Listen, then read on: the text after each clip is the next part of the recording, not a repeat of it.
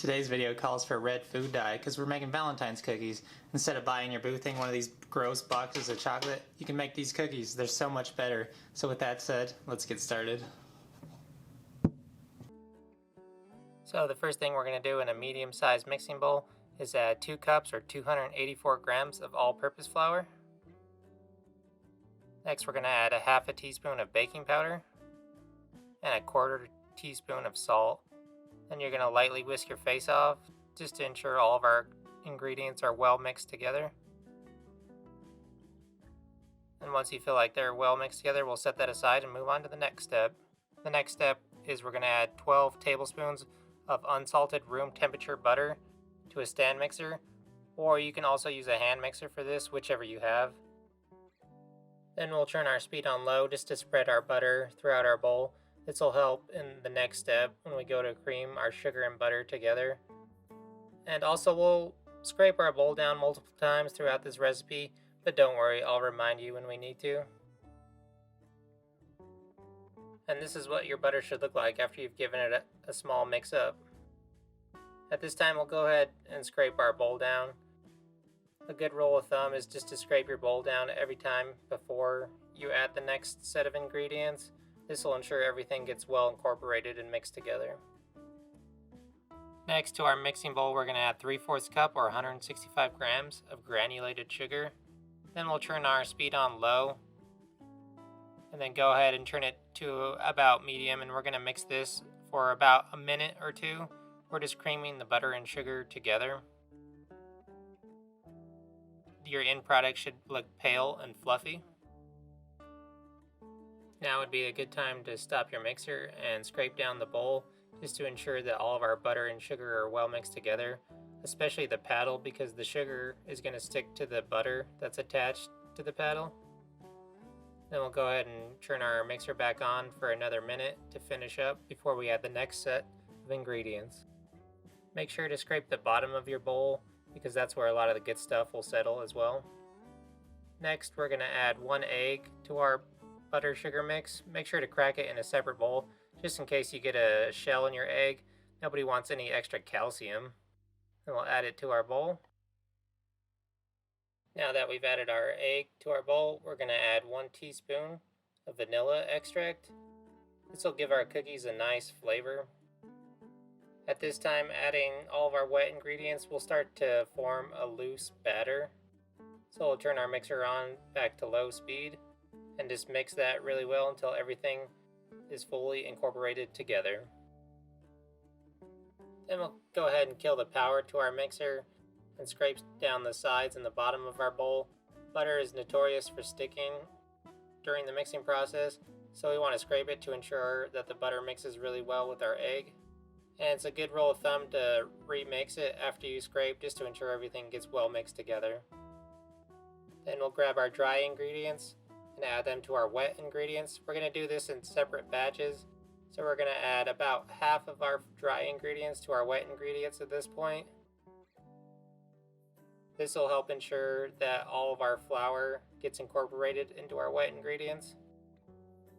Then we'll turn our mixer on low, and you want to make sure to turn it on low because if you turn it on really high, then you're going to get a face full of flour. Then once it looks like it's decently incorporated, go ahead and turn it up to about medium speed. Then go ahead and let that mix for about less than a minute. You don't want to over mix it at this point.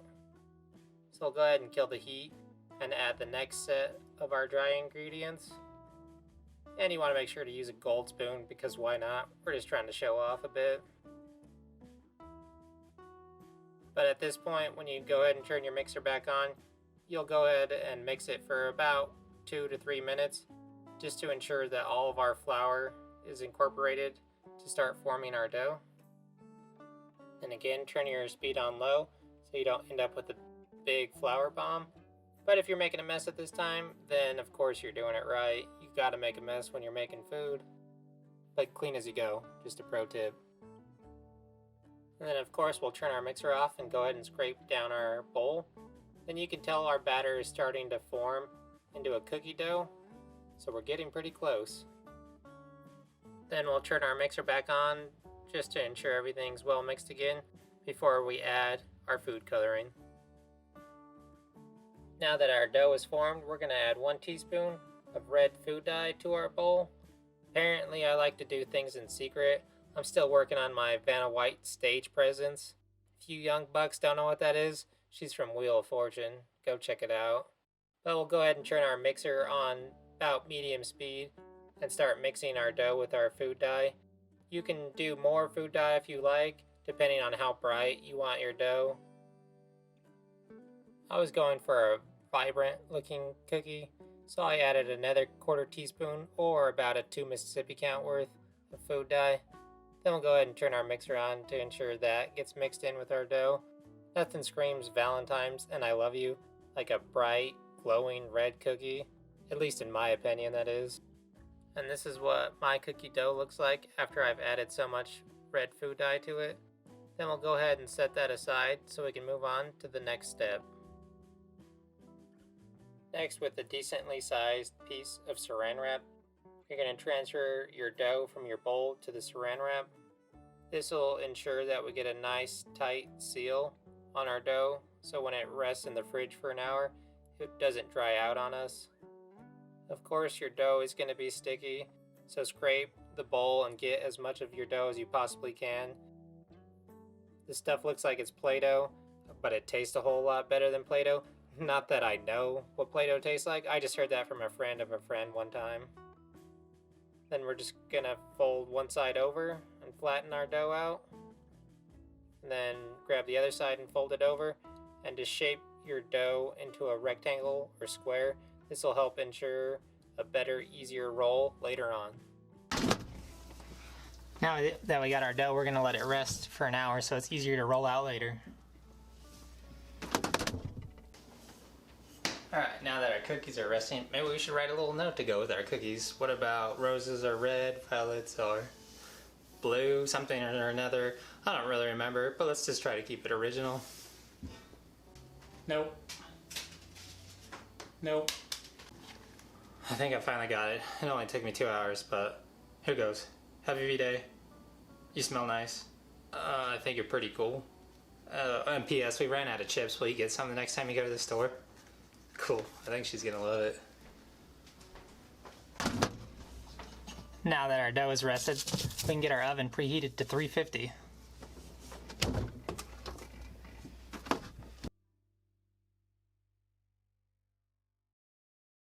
Now that your dough has had time to firm up, we're gonna go ahead and divide it into 2 pieces. It doesn't have to be perfect.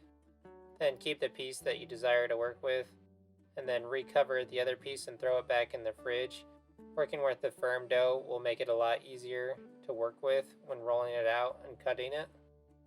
Next, on a clean work surface, we're going to spread a little bit of flour on our workbench and flour our rolling pin.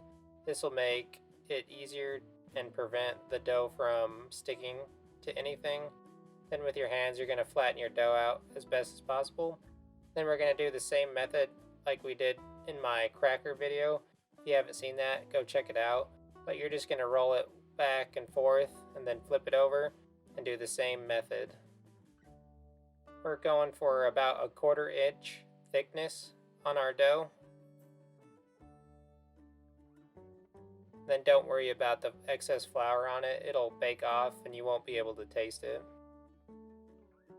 So just keep rolling it and then turn it sideways.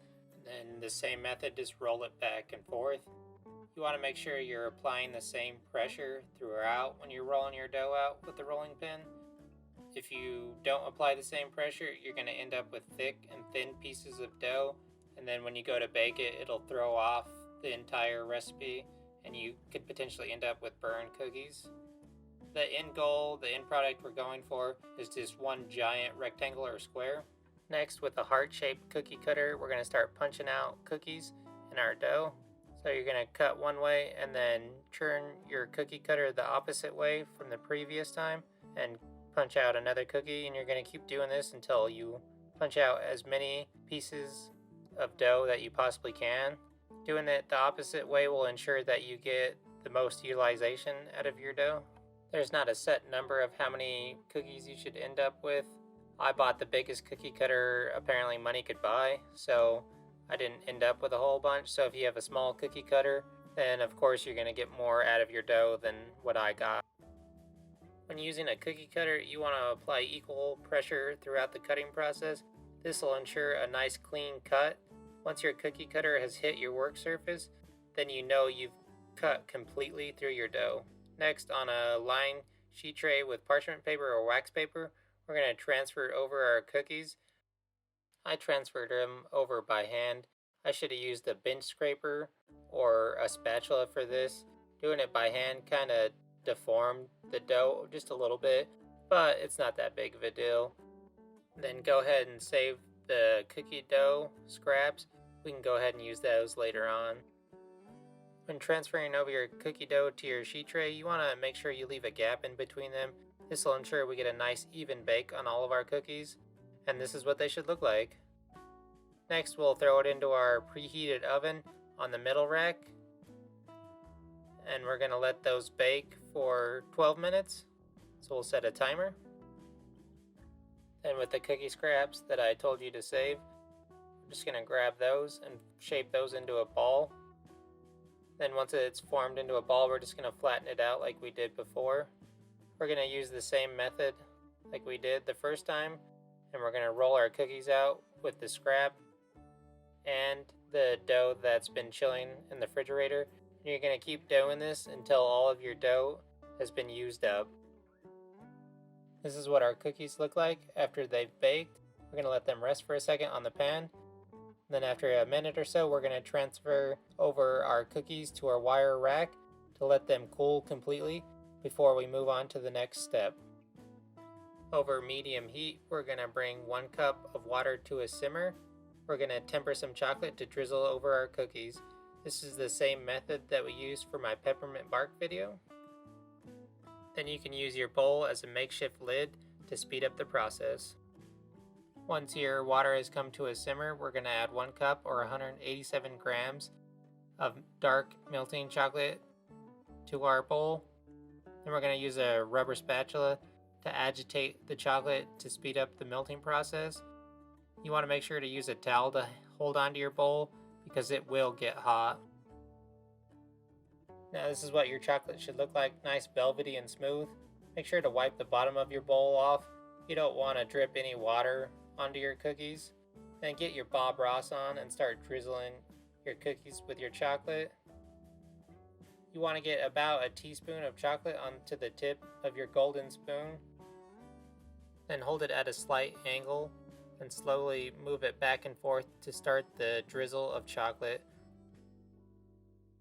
This method does take a little bit of practice and some time to get used to, but don't worry, just have fun with this. Make it as crazy and as abstract as you would like. As the legend would say, we don't make mistakes, just happy little accidents. You may end up with some chocolate left over, but if you do, that's not a big deal. You can just cut it into little chocolate squares to eat later, or to also give along with your cookies and your sweet little love note. Alright, let's give our cookies a try. The chocolate was a nice little addition. It's a nice contrasting color to the red, and of course it's Valentine's Day, so you've got to have chocolate. I ended up rolling my cookies a little too thin.